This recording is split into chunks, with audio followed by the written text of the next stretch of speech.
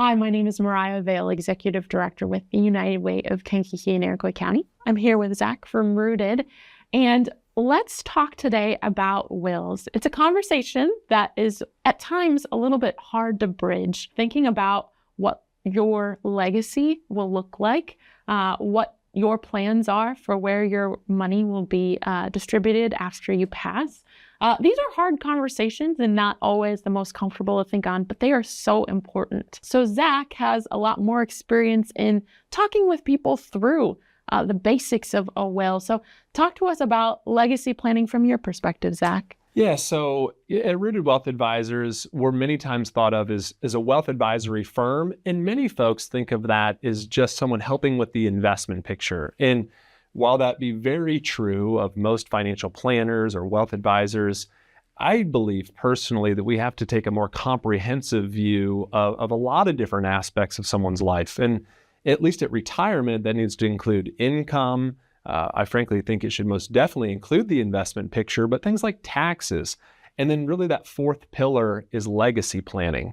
And I know that it sounds, silly to even say, but, when it is too late, well, Mariah, it's too late to make those plans. And sadly, if our conference room tables could speak, they would tell you of stories where folks say, you know what, just let the kids worry about it when I'm gone. Or frankly, sometimes if we don't even have children to leave assets to, we say, we'll figure that out later. And it keeps getting pushed back and back and back.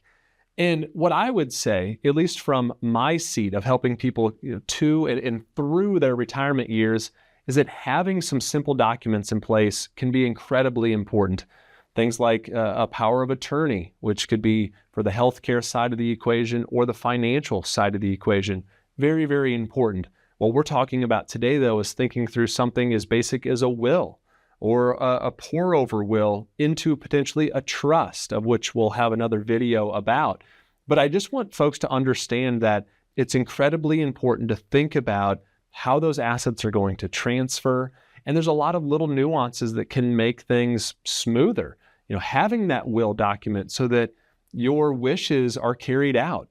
Even as simple as making sure that you have a payable on death type of document attached to a simple bank account can make a massive difference in the ease of which things can pass on to another generation or can pass on to something like United Way. So I just want folks to understand by watching this video that having that document in place can be a great way to make sure that things are organized and very simple, but then also give some thought to what are those real desires on your heart of where you want those assets to go. Many times we only think of another generation, and I'm not saying that we shouldn't, but maybe we can open our mind to some other ways that we can give to things that are maybe near and dear to our community, such as United Way. Absolutely. And one thing I will encourage for United Way is that each year our charitable investments, our grants, are diversely invested throughout our community in health, education, and financial stability programming. So if one of those falls near and dear to your heart, we are one way that you can be leaving a lasting impact on generations to come.